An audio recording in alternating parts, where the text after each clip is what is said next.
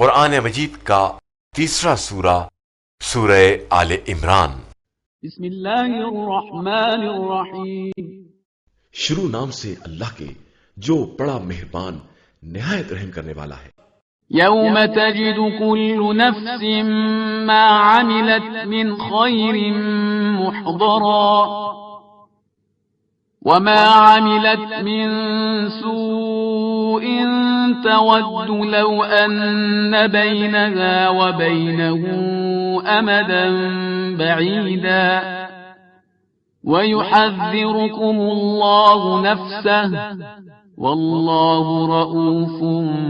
بالعباد۔ اس دن کو یاد کرو جب ہر نفس اپنے نیک اعمال کو بھی حاضر پائے گا اور اعمال بد کو بھی، جن کو دیکھ کر یہ تمنا کرے گا کہ کاش ہمارے اور ان برے اعمال کے درمیان طویل فاصلہ ہو جاتا، اور خدا تمہیں اپنی ہستی سے ڈراتا ہے اور وہ اپنے بندوں پر مہربان بھی ہے۔ قل إن كنتم تحبون الله فاتبعوني يحببكم الله ويغفر لكم ذنوبكم والله غفور رحيم۔ اے پیغمبر صلی اللہ علیہ وآلہ وسلم، کہہ دیجئے کہ اگر تم لوگ اللہ سے محبت کرتے ہو تو میری پیروی کرو، خدا بھی تم سے محبت کرے گا اور تمہارے گناہوں کو بخش دے گا کہ وہ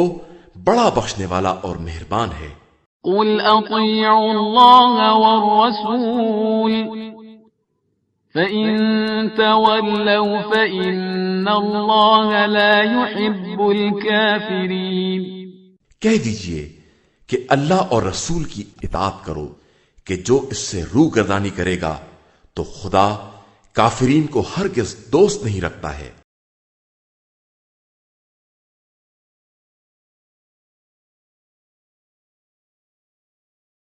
طلب مغفرت کے اشتیاق کے سلسلے میں حضرت امام زین العابدین علیہ السلام کی دعا۔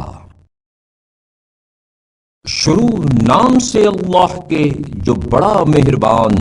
نہایت رحم کرنے والا ہے۔ اے اللہ، رحمت نازل فرما محمد اور ان کی آل پر، اور ہماری توجہ اس توبہ کی طرف مبذول کر دے جو تجھے پسند ہے، اور گناہ کے اصرار سے ہمیں دور رکھ جو تجھے ناپسند ہے۔ بار الہا، جب ہمارا موقف کچھ ایسا ہو کہ ہماری کسی کوتاہی کے باعث دین کا ضیاع ہوتا ہو یا دنیا کا، تو نقصان دنیا میں قرار دے کہ جو جلد فنا پذیر ہے، اور عفو درگزر کو دین کے معاملے میں قرار دے جو باقی و برقرار رہنے والا ہے۔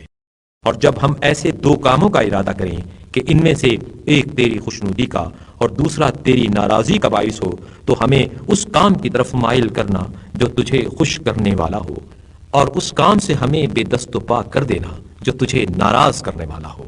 اور اس مرحلے پر ہمیں اختیار دے کر آزاد نہ چھوڑ دے، کیونکہ نفس تو باطل ہی کو اختیار کرنے والا ہے، مگر جہاں تیری توفیق شامل حال ہو، اور برائی کا حکم دینے والا ہے مگر جہاں تیرا رحم کار فرما ہو۔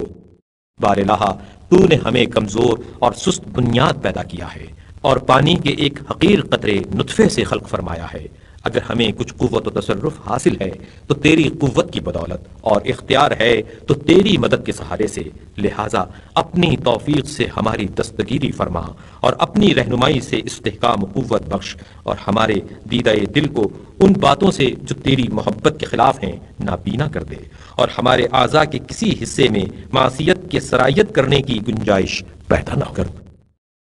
بار الہا، رحمت نازل فرما محمد اور ان کی آل پر، اور ہمارے دل کے خیالوں، اعضاء کی جنبشوں، آنکھ کے اشاروں اور زبان کے کلموں کو ان چیزوں میں صرف کرنے کی توفیق دے جو تیرے ثواب کا باعث ہوں، یہاں تک کہ ہم سے